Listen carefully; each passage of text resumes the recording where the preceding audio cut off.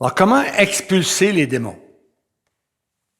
Tous les chrétiens, vous et moi, doivent savoir comment se protéger et comment protéger leur famille contre les attaques des esprits mauvais.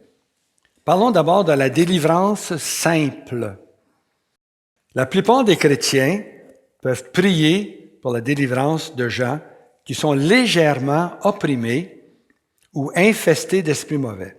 Certains chrétiens seront également appelés à prier fréquemment pour ceux qui ne sont ni possédés, ni sévèrement obsédés. En mon nom, dit Jésus, ils, les croyants, chasseront les démons. C'est le Seigneur lui-même qui députe les laïcs à l'apostolat. De la réception de ces charismes, dit le Concile Vatican II, résulte pour chacun des croyants le droit et le devoir d'exercer ces dons. Même dans le domaine de la délivrance, dans la lutte contre les dominateurs de ce monde de ténèbres, contre les esprits malins.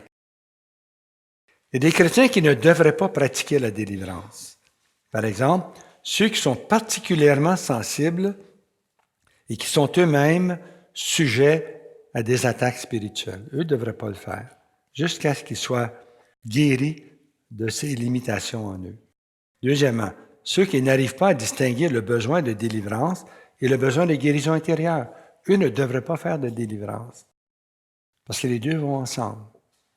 Troisièmement, ceux qui aiment l'expérience du pouvoir, un power trip, et dont le zèle à combattre Satan se teinte de colère contre la victime qui demande de l'aide.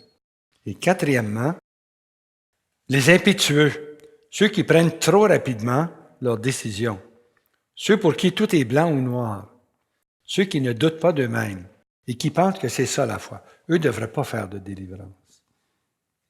Puis ceux qui manquent d'expérience et de connaissance ne devraient pas faire de délivrance.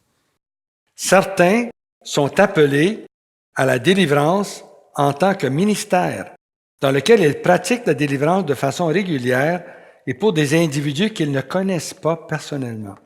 Ces ministères doivent rendre compte à l'autorité de l'Église, en général, soit l'ordinaire du lieu, parfois via les responsables diocésains du renouveau charismatique catholique, soit le curé.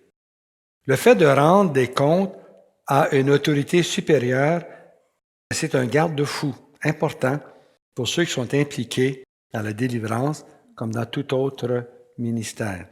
Je vous donne une vingtaine de façons de faire la délivrance. Chacune d'elles est bonne. Il y a chasser les démons, mais il y a beaucoup d'autres façons. Le Notre Père, c'est une prière de délivrance. Le signe de la croix, c'est une prière de délivrance. Il y a beaucoup de façons de chasser les démons. Au niveau 2, on verra les 5 clés de la délivrance en détail. Et ça nous aidera à comprendre comment s'y prendre pour délivrer quelqu'un.